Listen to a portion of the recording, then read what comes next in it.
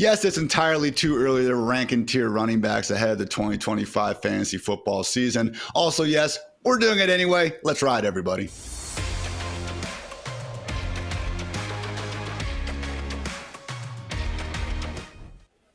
We are doing this in January. Free agency is going to happen. The NFL draft, trades, injuries, the whole 9 yards of madness will inevitably strike these running backs. That said, Dwain, never too early to go ahead and try to see what the landscape is looking like. And accordingly, we'll be going through 7 tiers of players today to, just get a good idea of what is going on. So I want to kick things off with tier 1. We are talking league winning ballers. Have 3 RBs in this tier: Saquon Barkley, Bijan Robinson, and Jahmyr Gibbs. So don't think we need to harp on Mr. 2K. I think everyone has seen just exactly what he's capable of both throughout the regular season and then, of course, through his tantalizingly awesome playoff run. But Dwain, honestly, if you want to sit here and tell me that Bijan Robinson is your overall RB1, I wouldn't call you crazy.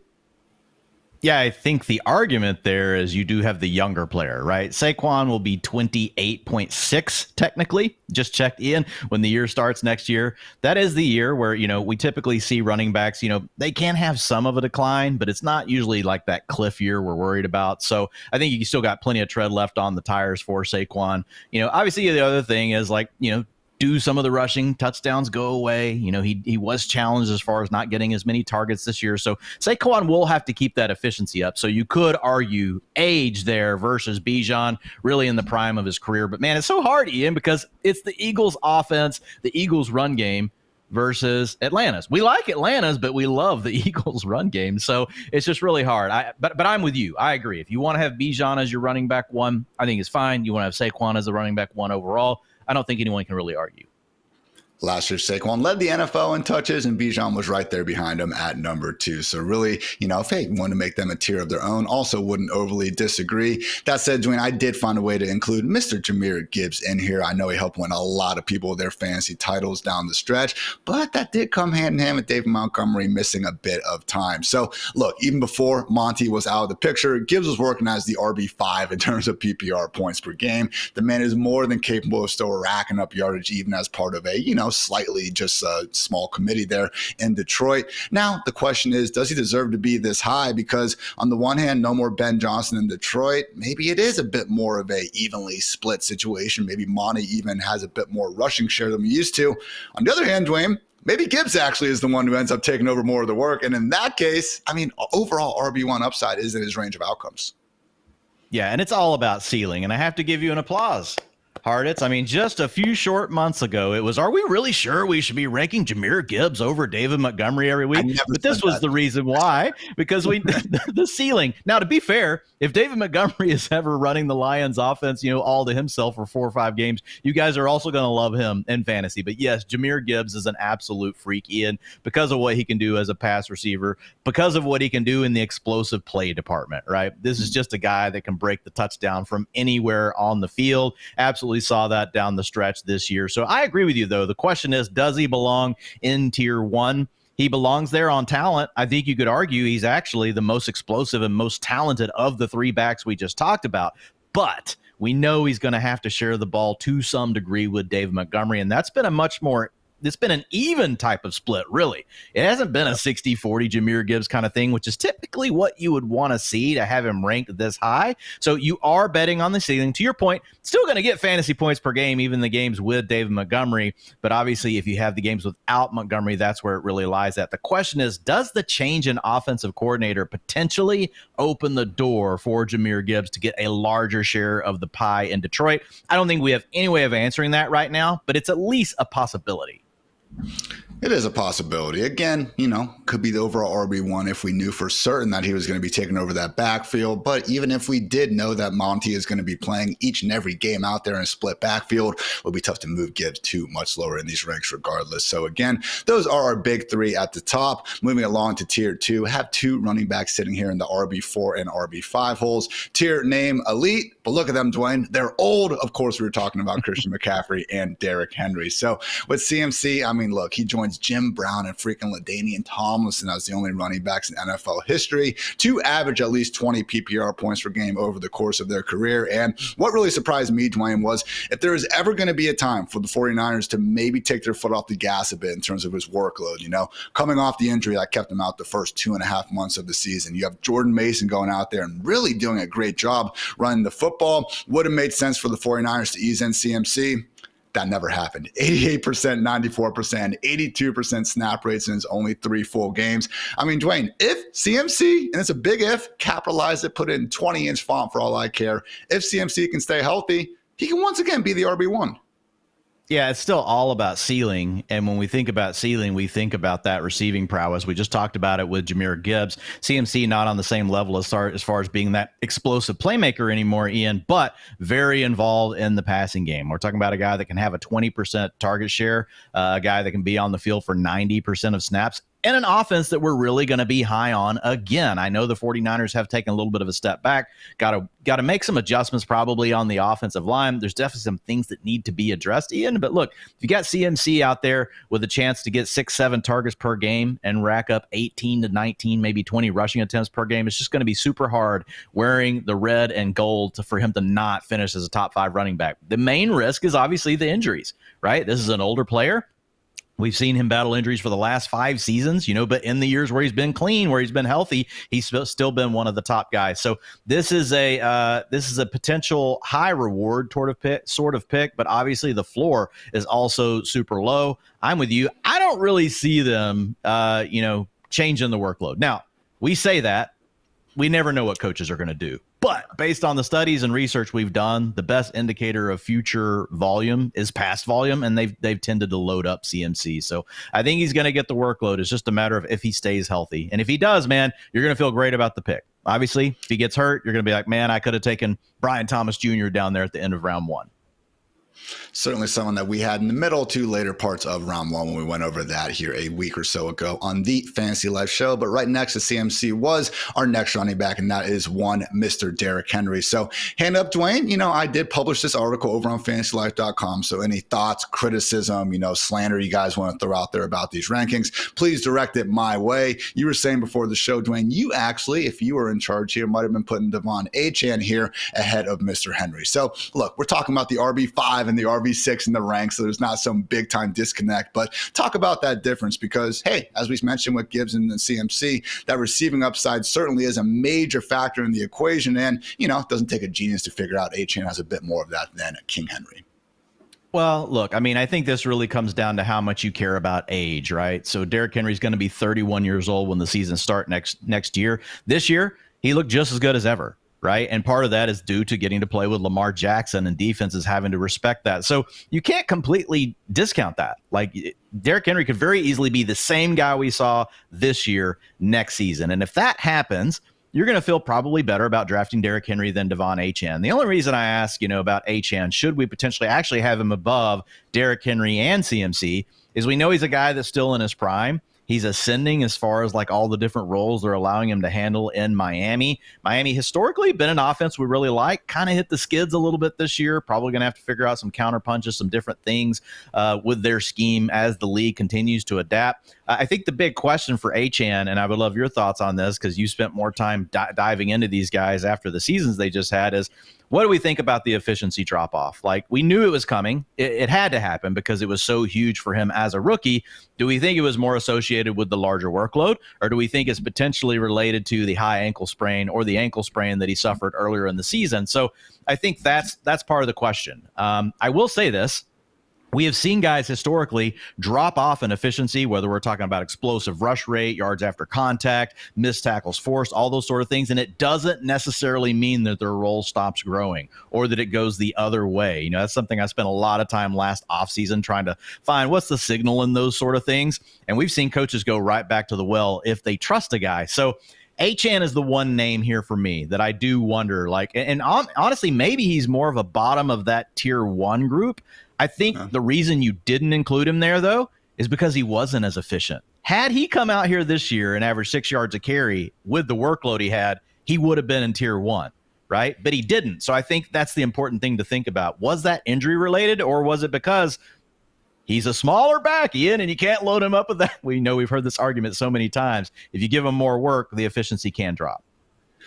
I do think there's just a bit more of a question as to what the Dolphins are going to be doing in their backfield. Again, we're only 1 year removed from Raheem Mostert scoring, 20 touchdowns out here. I do think they wanted more out of Jalen Wright. So honestly, the efficiency stuff doesn't bother me because I think one of the biggest lessons we should have learned from this last season is guys like Saquon Barkley and Josh Jacobs.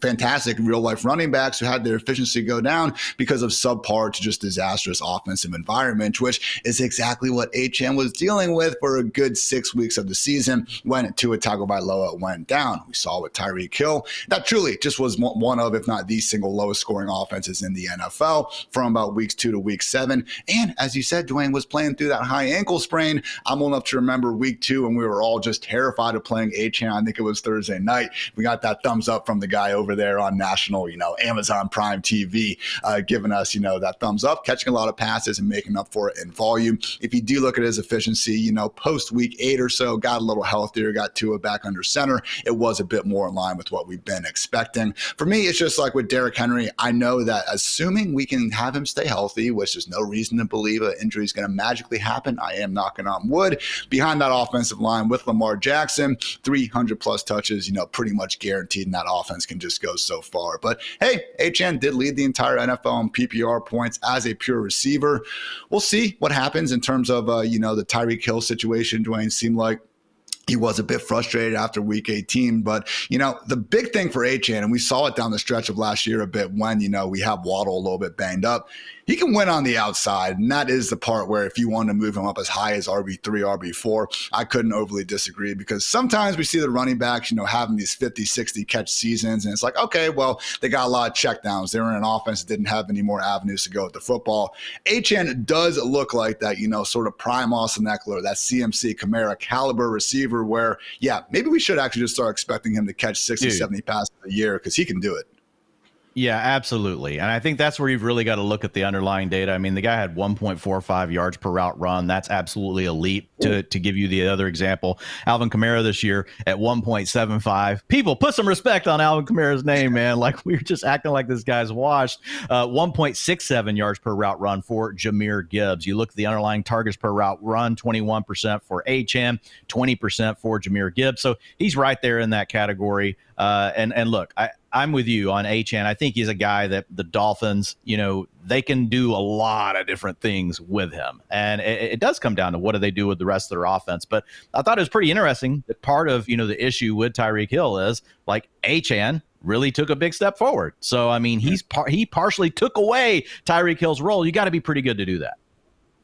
Again, kind of spoiled it with HM being the number 1 running back in our tier 3 RB6 overall, but he is not alone over there. We're getting to the rest of his, teammates in that tier in just a second, right after a quick word to our friends over at DraftKings.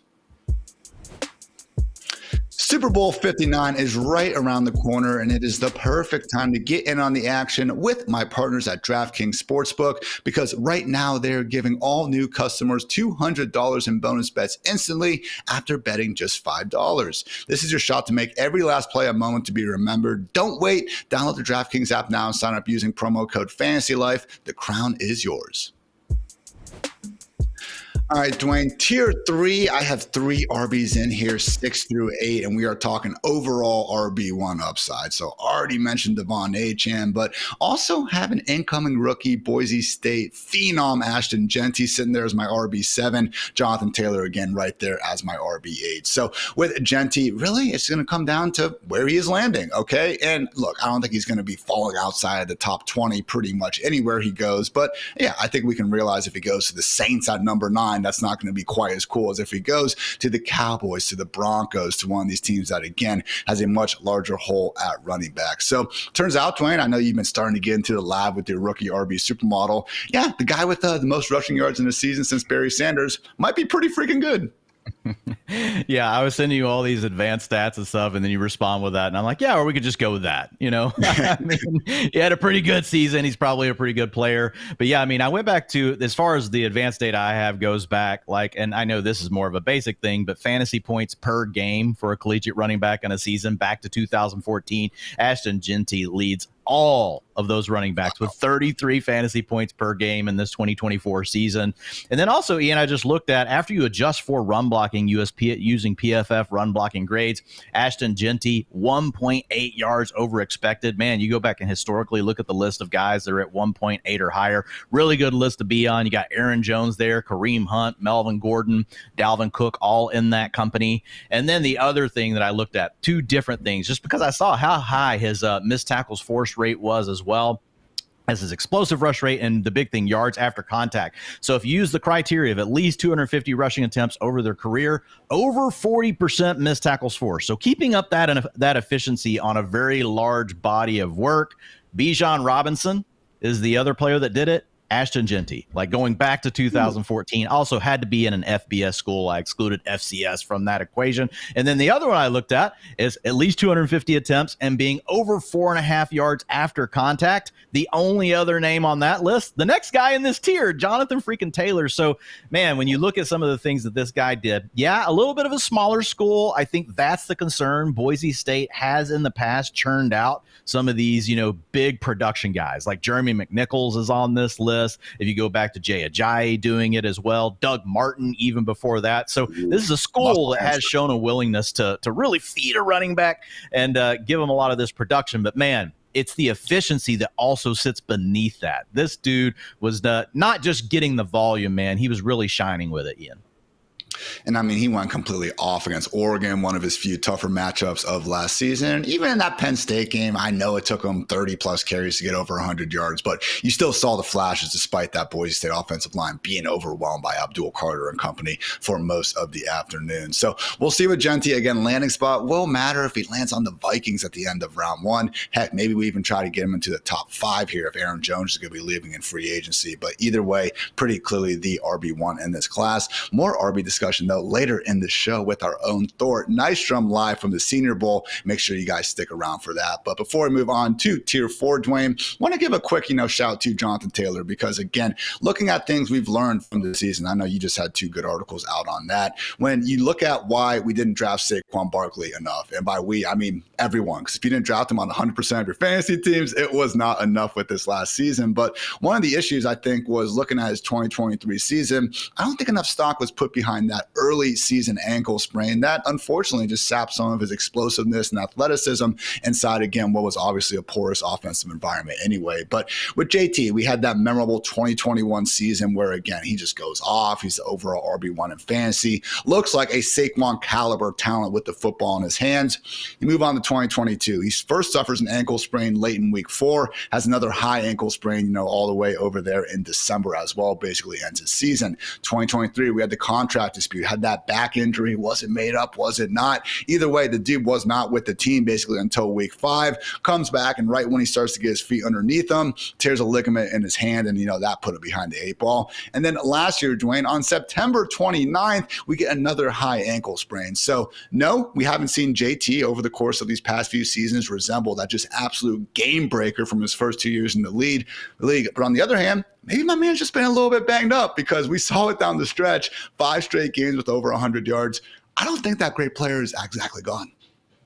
And look, we want players that are explosive. We want players that can do all these things with the ball in their hands. Like, those are great tiebreakers. But ultimately, like when we look at it, and these are things that the running backs typically own year over year, but there can be a lot of movement in them, Ian. And it does come down to some of the injuries and other things. And ultimately, like, missed tackles force is the most consistent thing year over year at 0.59 correlation to the next season. And when you correlate that to the next season's fantasy stats, though, 0.10. Like, it's not a huge thing. Average yards after contact is 0.13. So while these things, can tell us a little bit about the running back, I think we constantly overrate them in fantasy football. They should be more thought of as tiebreakers, right? If we know we can have a guy that can get the volume and they can also sustain that sort of efficiency, obviously we know that's going to be good for them, right? We know that's going to be better for them. But I think we put too much stock into moving guys up and down the ranks by thinking we can predict their efficiency in a season. When I look at Jonathan Taylor, I see a guy that's clearly going to be the top guy for his team, Ian. Yeah, you got Anthony Richardson there. We don't know for sure what's going to happen with the quarterback situation. Might not be an offense that we love, but JT's still squarely in his prime years, and it would not surprise me at all if he had a big bounce back efficiency season plus all the volume. And it's just hard, man, to find running backs that could actually theoretically give you both of those things. I think JT still does. Never been this big time pass catcher, of course, but if you are trying to find someone who can just, again, like Saquon, just rip off one 50-yard chunk touchdown after another, JT will probably be your guy there, pal. So let's go ahead and move on to tier 4. Dwayne, you know what you're getting, and it is awesome. RBs 9 through 13. We have Josh Jacobs, Kyron Williams, Joe Mixon, Alvin Kamara, and Chuba Hubbard in this tier. So with Jacobs, obviously bell cow for the Packers. Maybe Marshawn Lloyd is a little bit more involved in year 2, had a bunch of injuries take away his rookie campaign. But even then, with that, money afforded to Jacobs, with his status as just being a really freaking good football player, tough to believe that he wouldn't be seeing 300 plus touches. Similar sentiment true for Kyron Williams. We love the Rams and Packers offenses. Yeah, we got Blake Corum maybe taking a bigger step forward, but we know we're getting with Kyron, and again, it is awesome. Hey, even Joe Mixon, lead backs for offenses that we want to be investing in. I don't think we need to spend a ton of time on these guys. Now, it gets a bit more complicated with Alvin Kamara, someone who we got a chance to buy last year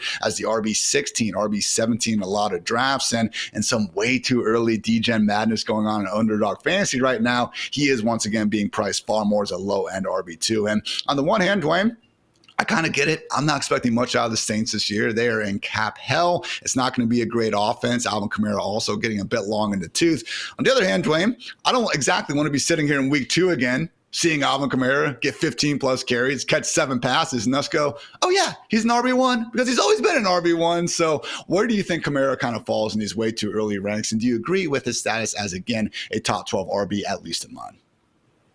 I think he's borderline. It's so tough because like what he does as a target earner, like was absolutely elite this year, 28% targets per route run. That's the best running back in the NFL. Like if you're at least, putting a minimum route threshold of 200 routes. To your point, they don't have a lot of things there. It'll be really, the quarterback's going to matter. What are they going to do at the quarterback position? We'll have to see. Do they get Derek Carr to come back, or do they go in a different direction? Do they finally decide to just bite the bullet and just implode and let all this cap stuff eventually go away? Or are they going to keep trying to kick the can down the road? We don't know.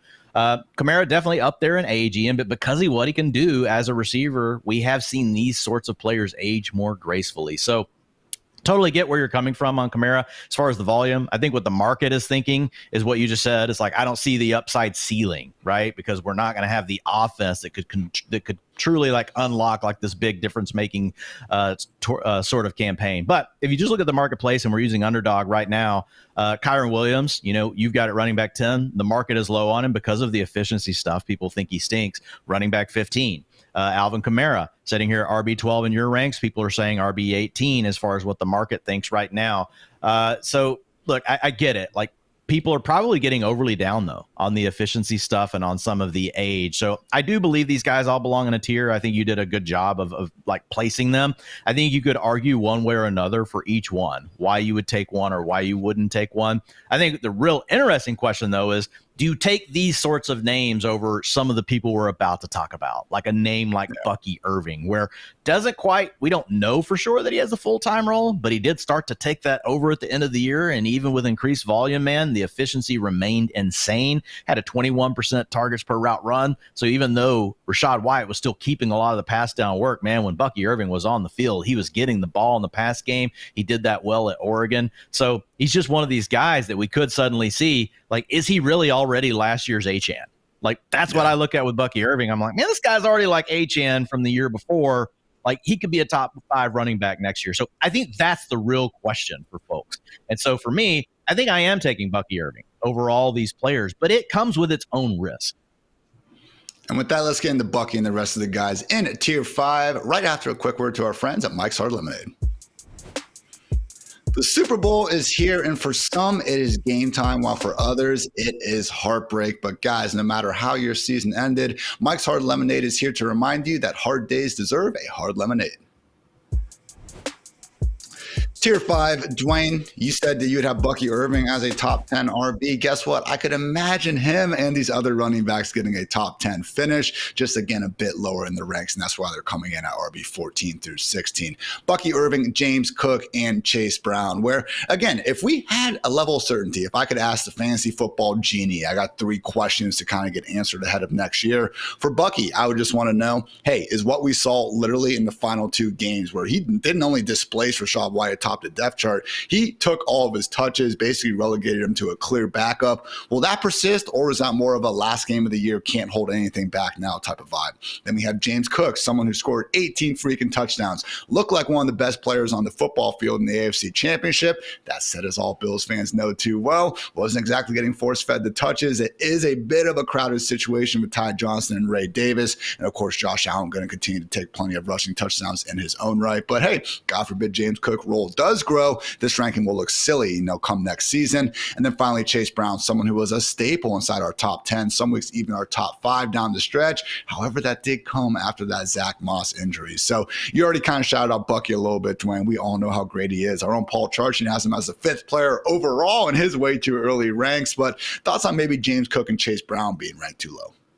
Well, I think you have the order of the tier right. I think Bucky is so good. He's just the kind of talent you want to bet on, even though we have the unknown, because he did overtake his starter by the end of the year. With James Cook, it's like it never happened. They just kept wanting to rotate all of the running backs. So that leaves a bigger question with him, in my opinion. Plus, he's going to have touchdown regression. Like, that's coming no matter what, even if he keeps the carries inside the 5-yard line. James Cook could suddenly be a 70%, of the attempt share next year, and his touchdowns are probably coming down. Like, in this year, he was right around 50%. So I think there's a little bit built in there. Even if his role did grow, you're going to lose some of the touchdowns. But still like him. Really like James Cook. Chase Brown, I think, is the most tricky one, Ian. And one of the reasons is because what you said, Zach Moss suffered a neck injury that ended his season that really opened the door to this massive workload. However, we can go back and look and see that Chase Brown was already starting to take over the lead role. To your point, probably not going to end up being like an 80% snap share. Those are very rare. You just don't get them. Usually it does take an injury for a running back to see this sort of workload that we saw from Chase Brown. On the positive, he held up. Like, he actually was able to continue to do his job even after they added Khalil Herbert. They never really tried to take away any of this workload. So I think that's a positive thing. But I do think he's the one that's the most risky of the team adding another player. I don't see the Bucs wanting to go spend a high draft pick on a running back, knowing that they've got Bucky Irving doing what he did, and you already got Rachaad White kind of at his backup. James Cook, I don't know, maybe, but I feel like the name on here that where I could see it is like the Bengals drafting someone or adding someone. That's my biggest concern with Chase Brown. He's going to have to come through. They all need to come through the offseason unscathed, but I feel like he's at the most risk.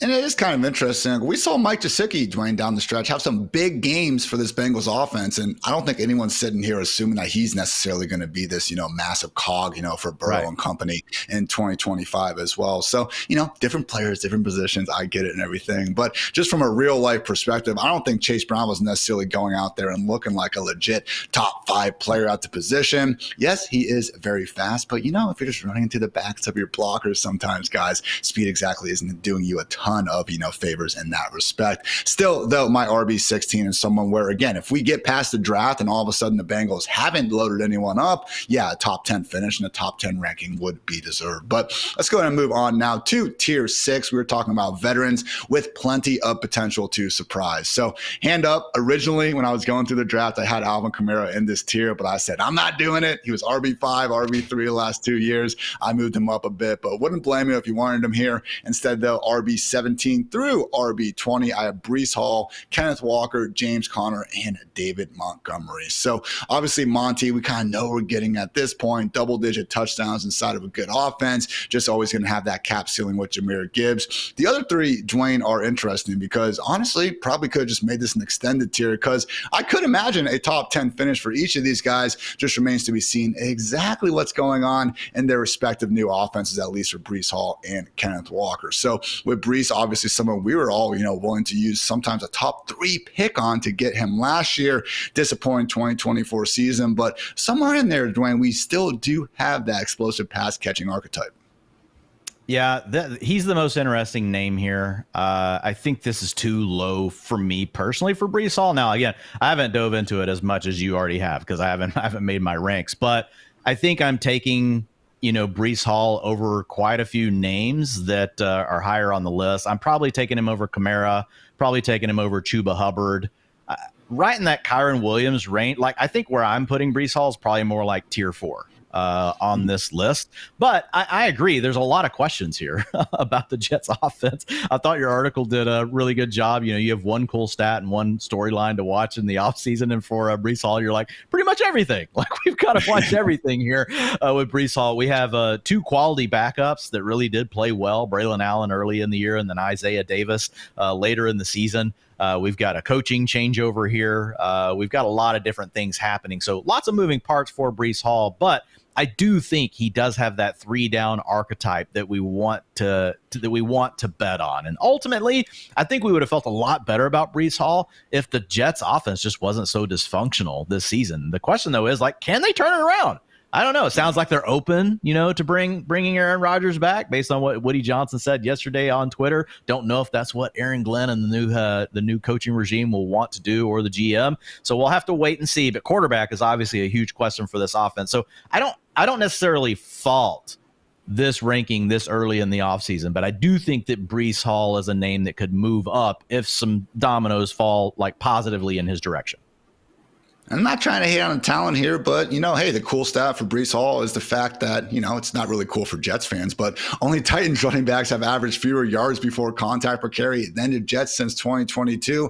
I don't know if that offensive line is going to take a major step forward. And you look at Tony Pollard, who I don't think anyone is scoffing at not being inside my top 20 here. And you know what? If we do see Braylon and Isaiah Davis having close to a 40-50% snap share between the two with Breece Hall, all of a sudden we're not looking at that big of a difference of a projection between the two. So we'll see what goes on with this Jets offseason. Again, a lot of dominoes still to fall there. After him, though, we do have Kenneth Walker. And Dwayne, we have actually gotten some early words on what's going to be different in Seattle, and that is the addition of former Saints offensive coordinator Clint Kubiak. So again, similar to last year, we have a new man in town. I know last year I was sitting here in June before we got some of the summer reports, and I was just wondering if Zach Charbonnet could maybe be someone they wanted to get more consistently involved, because as great of a pure natural runner that Walker is, you do have a bit more of I think Charbonnet brings to life what the play caller has in mind a bit more often. There are different types of running backs. We saw Char put up some really good numbers in his spot starts. I don't think he's touching Walker in terms of who's, most likely to make a defender miss in the open field, but you have 2 good running backs. Thoughts on what Kubiak can maybe bring in this run game, and if you could see him maybe favoring Walker or Charbonnet more? I mean, Kenneth Walker, had he stayed healthy this season, he would be ranked way higher. The only thing that derailed him was injury. Every time this man was healthy, the Seahawks gave him the backfield. Now, we have a change in offensive coordinator. So I think the guy I'm more worried about is Jackson Smith and Jigba with the arrival of Clint Kubiak. Does this come down more of a Mike McDonald call, or is this going to be Clint Kubiak's call? I know that they fell in love with Walker last summer, and they kind of, you saw that quote floating around on Twitter that, hey, let's just feed this guy. Well, they just fed the guy every time they had the chance. Kenneth Walker was probably going to be a top 6 running back in fantasy without the injury this year, was playing on the passing downs, was even getting targeted on the passing downs. So I tend to lean to Kenneth Walker, but it's hard to push him much further up the list than where you already have him, to be honest. I don't know that I could get behind moving him further because Zach Charbonnet is a quality player, and we don't know for sure. They've got equal draft capital invested in both of these guys, so it makes it a bit of an unknown. I will say the ceiling is nice for where you're getting Walker in drafts right now. If they decided to treat him the same way they did this year in his healthy games, and they just went straight back to the well on that, which is in the range of outcomes, you're probably getting a value. And if Kenneth Walker were to stay healthy, you would be getting a massive value in fantasy drafts. And again, I think it looks weird seeing Kenneth Walker at RB18, but when you start actively trying to rank these guys, you realize just how many talented, good players actually have a path to that workhorse role. That's what made the RB position boom so much in 2024. Maybe it'll keep on keeping on in 2025 and beyond. So again, shout out to James Conner and David Montgomery filling out this tier. But Dwayne, let's go ahead and move on to our last group. It is tier 7, right after a quick word from our friends over at Bud Light. Sunday. Time to suit up. This thing like half zips, kind of quarter zip guy. And sacrifice your body. This is fun. Because no matter how hard you football, it's easy to Sunday.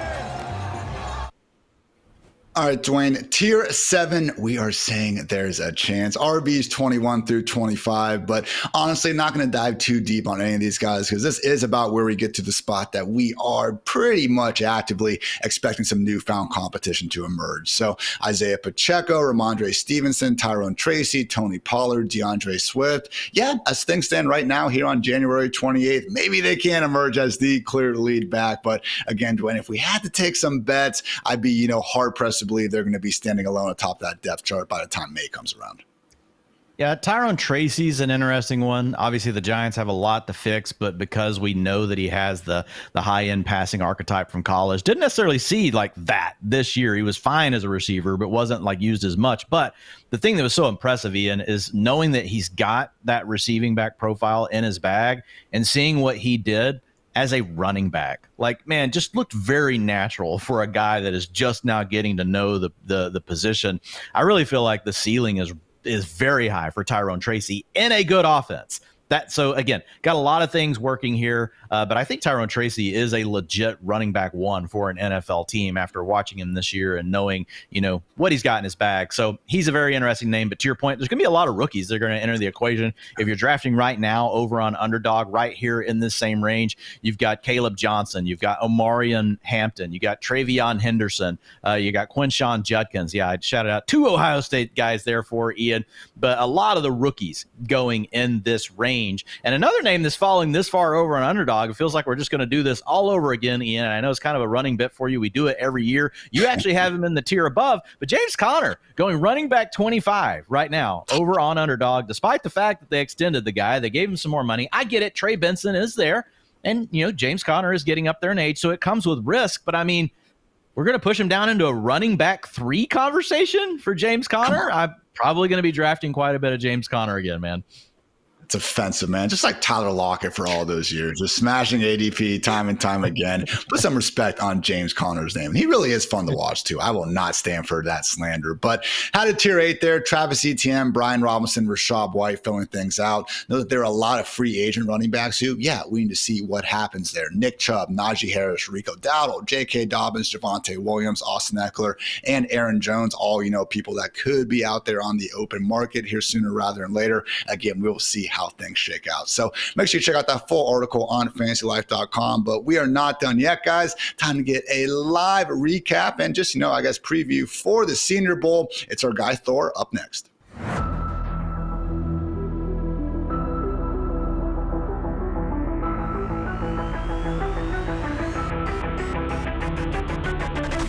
All right, guys, talking RBs was a good time and all, but we must remember we are in the middle of prospect evaluation, NFL draft season, and accordingly, we do have Fantasy Life expert Thor Nystrom and his hammer down there in Mobile, Alabama, doing his thing at the Senior Bowl. Thor, how's the South, man? It's going well so far. We're about to leave for our first practice of the week, so I can't wait. This is one of the funnest weeks of the year if you were a football degenerate such as myself.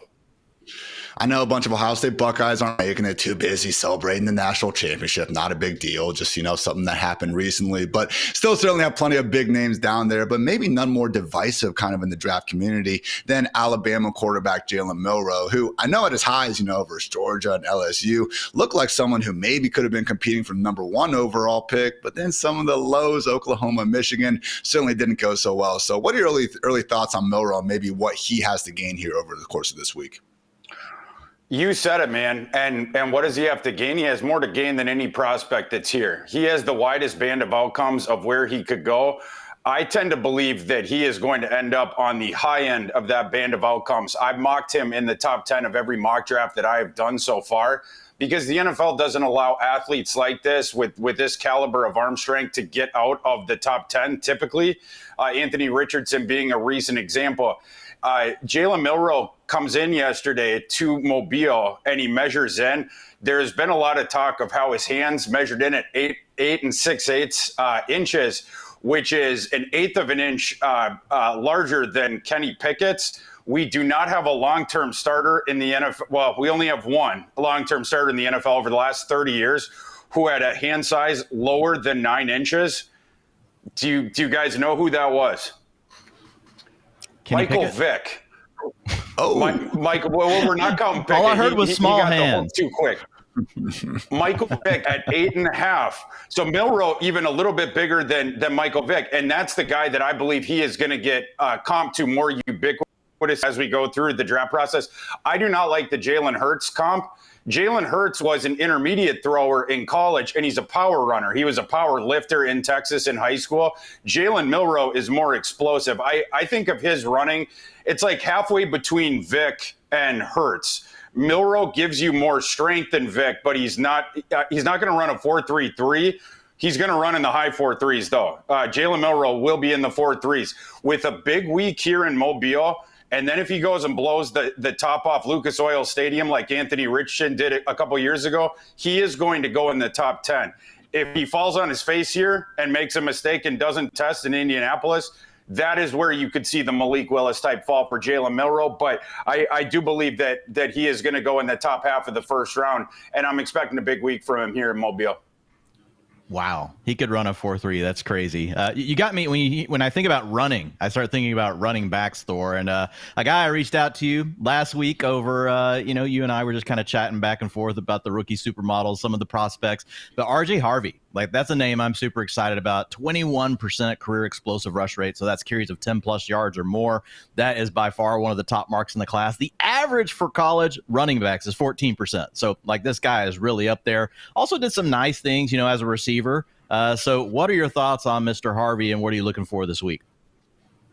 Well, first of all, it's always a good sign when someone's popping on the model, and I love their tape. We sort of have the trilogy there, and that's RJ Harvey. I really like that kid's game.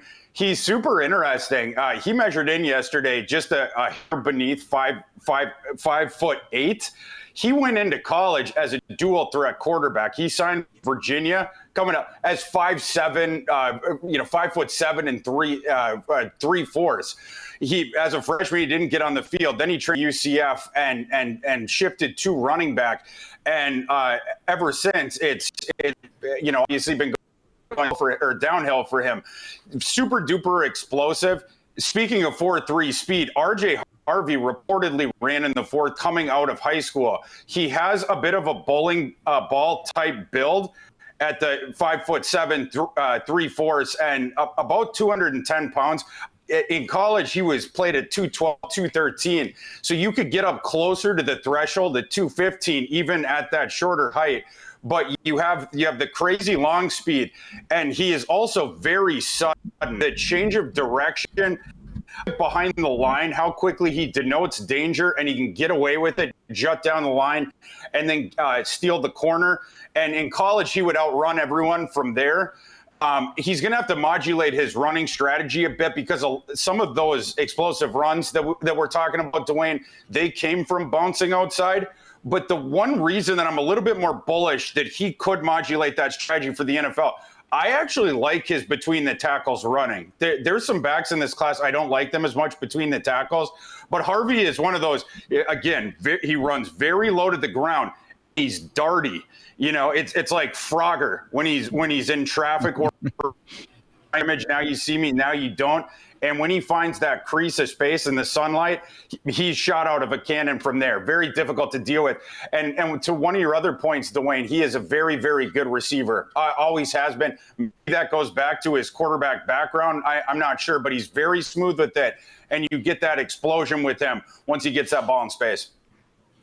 That's great to hear he's got the receiving chops. That's always one of the biggest, telltale signs of a great college player transitioning and becoming a great fantasy back at the next level. Another guy who might have that is Devin Neal out of Kansas here. 77 career catches, 711 yards, and 4 touchdowns through the air. Unlike Harvey, we don't even have as much of a size question here. This man is 5'11" and 215 pounds. Sure, it looks like, Thor, he might be one of these running backs that legit has that, ready-made 3-down ability. For sure. And speaking of the measurements here in Mobile, Neal, who was listed at 215 at Kansas, comes in and weighs 220 yesterday. We had some disappointing measurements. Neal was the opposite. It's really interesting. Damian Martinez, Miami listed him at 241, 242. he only weighed in 5 pounds heavier than Devin Neal yesterday. And Devin Neal, his whole game is movement. He has some of the craziest feet you'll ever see. It's like a chef chopping vegetables, like just so fast, so precise. And you get unorthodox movements with Devin Neal. He reminds me of a bigger Bucky Irving in the way that he moves with that footwork. He has good vision, and again, the feet follow the eyes with him. It's really, really difficult to get a flush tackle attempt on Devin Neal the same way as Bucky Irving. You see all the guys sliding out Bucky Irving like a banana peel. Sort of the same thing with Devin Neal. I was watching some of Devin Neal's tape in the hotel last night. He had one play last year that was great. He was out in the open field, and there was a guy descending on him, and then a defender coming from behind him. Devin Neal, his footwork was so good. He jukes the one guy coming towards him out of his cleats. The guy flies right past him and wipes out the defender behind him. That's the kind of thing we're talking about here, where it's just like a magic trick with him. And Devin Neal, he also has receiving ability, and I think this dormant receiving ability. Kansas, they would throw to him a bit, but it was always as a dump-off option. Kansas had 3 veteran wide receivers.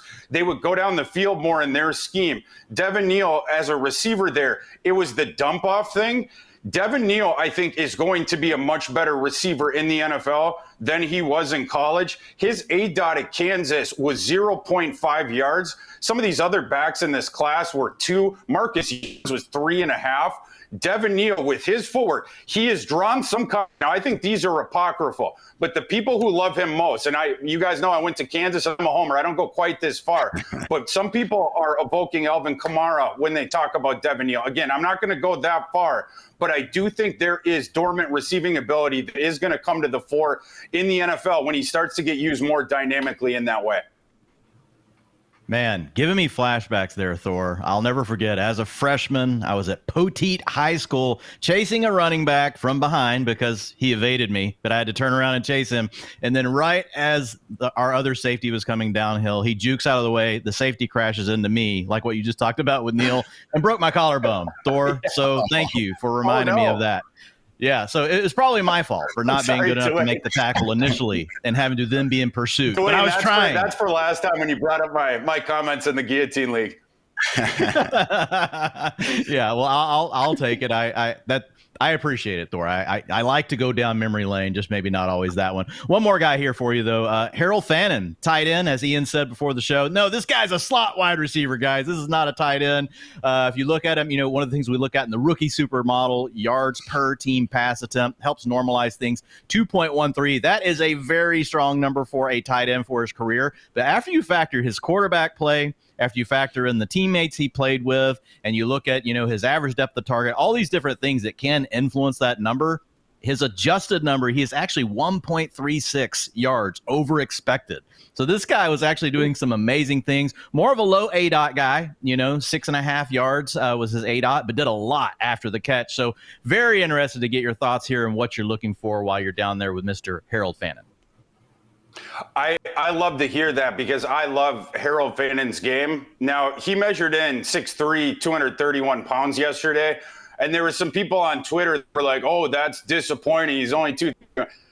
He's not an inline tight end, okay? He's a slot receiver to the point we were making before, and you can shift him around.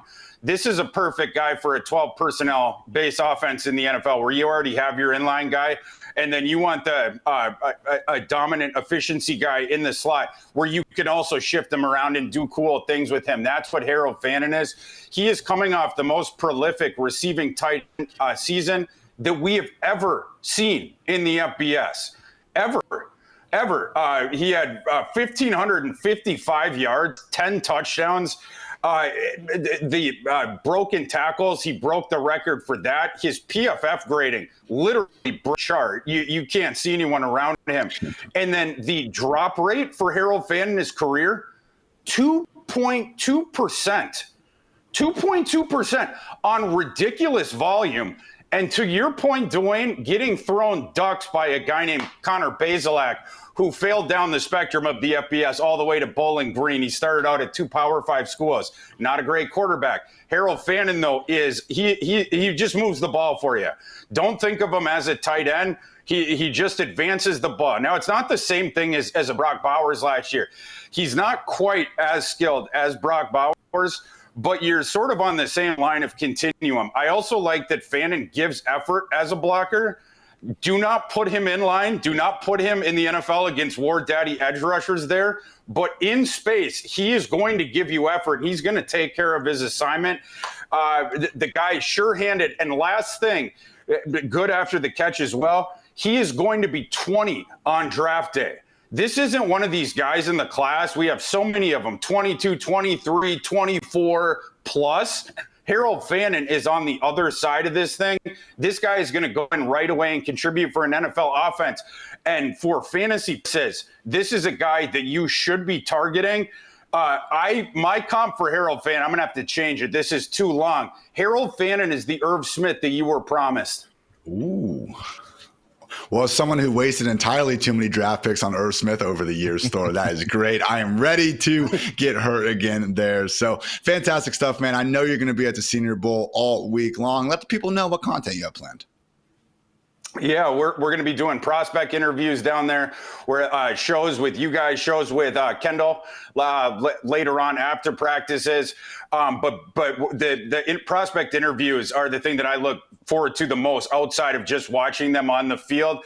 And we are going to try to get as many as we can. As you guys know, I'm the comp king. So I got comps on all these guys. One of my favorite questions to ask the prospects, I love to give them my comp and then ask them if they agree with it. And if not, who is their comp and who they pattern their games after. But it's always interesting talking to those guys. Like last year, I got to ask Ricky Pearsall how he did all those highlight catches, right? Like, Plaxico Burress said it was a gift from God with Ricky Pearsall. Like, how did he describe it?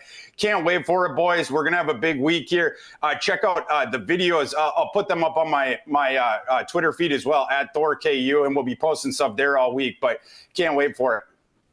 And again, Thor will be right back here on the Fantasy Life show throughout the week, spreading that goodness. So appreciate you, Thor, and appreciate you out there for listening to another edition of the Fantasy Life show. So for Dwayne, for Thor, for producer Matt, for producer Kelsey, I'm Ian. Thanks again for checking in. And until next time, take care, everybody.